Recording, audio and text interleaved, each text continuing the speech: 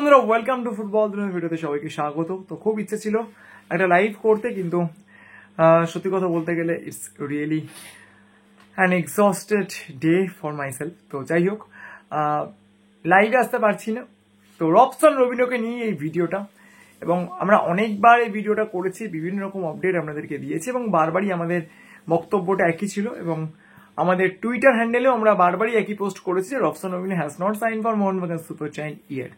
এখনো পর্যন্ত মোহনবাগান সুপার জায়ান্টের ফাইনাল কন্ট্রাক্টে, পয়েন্ট টু বি নোটের মনে রাখবেন, ফাইনাল কন্ট্রাক্টে রবসন রবিনো সাইন করেননি।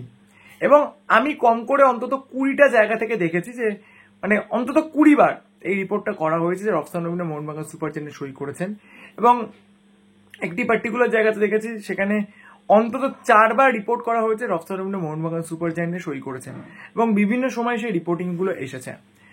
এবং আমরাও আমাদের লাইভে কিন্তু একটা কথা বলেছি যে রবসন রবিনোকে নিয়ে মোহনবাগান সুপার জায়ান্ট সমর্থকদের চিন্তা করার কিছু নেই। তাহলে আমার ব্যাপারটা কি দাঁড়াচ্ছে, মানে রবসন রবিনো মানে কম করে হলো অন্তত 20 বার মোহনবাগান সুপার জায়ান্টে সই করে দিয়েছেন, এবং মার্কাস মার্গেলো কম করে 4 থেকে 5 বার এই রিপোর্টটা করেছেন যে রবসন রবিনো এখনো পর্যন্ত মোহনবাগান সুপার জায়ান্টে সই করেননি। এবং আমরাও কিন্তু এটা বলেছি সই তিনি করেননি, কিন্তু মোহনবাগান সুপার জায়ান্ট সমর্থকদের অতটাও চিন্তাগ্রস্ত হওয়ার কোনো কারণ নেই। তাহলে ব্যাপারটা কি দাঁড়াচ্ছে, 1 মিনিট সময় নেব আপনাদেরকে ব্যাপারটা বোঝানোর জন্য। তো ব্যাপারটা কি, ব্যাপারটা হচ্ছে যে আমি একটা আপডেট দিয়েছিলাম যেটা নিয়ে আমি বারবারই বলেছি যে প্রচুর বিতর্ক তৈরি হয়েছিল, এবং পরবর্তীকালে যারা গালাগালি দিয়েছিলেন বা বিতর্ক তৈরি করেছিলেন তারা ভুল প্রমাণিত হয়েছেন। সেটা আমি বলেছিলাম যে ইভানের সঙ্গে ইস্টবেঙ্গলের একটা প্রি কন্ট্রাক্ট হয়েছে, মানে একটা যেটা আর্লি টার্মশিট সেটা হয়েছে, এবং সেখানে বিভিন্ন ক্লজেস ছিল। তো সেই ক্লজেসগুলো নিয়ে এখনো পর্যন্ত কথাবার্তা চলছে, দুপক্ষকেই সেই ক্লজেসগুলো মানতে হবে, তাহলেই ইভান মিলাদিনোভিচ ইস্টবেঙ্গলে আসতে পারেন। রবসন রবিনোর ক্ষেত্রেও সেরকম একটি টার্মস এগ্রিড হয়েছে, এইটুকু আমি আপনাদেরকে একদম কনফার্ম করে বলছি। দেখুন, বিশ্বাসটা করা না করা আপনাদের উপর ডিপেন্ড করে। সেই টার্মসে অ্যাকচুয়ালি কি বলা আছে, সেই টার্মসে বলা আছে অনেকটা কন্ডিশনাল কন্ট্রাক্টের মতো, যে রবসন রবিনো মোহনবাগান সুপার জায়ান্টে খেলবেন, অবশ্যই তিনি খেলবেন, কিন্তু সেখানে একটা বড় কন্ডিশন আছে, তিনি যদি ভারতবর্ষে খেলতে আসেন। এই খবরটাও আমাদের চ্যানেলের তরফ থেকে বারবারই দেওয়া হয়েছিল, রবসন রবিনোর কাছে বিভিন্ন ক্লাবের অফার আছে।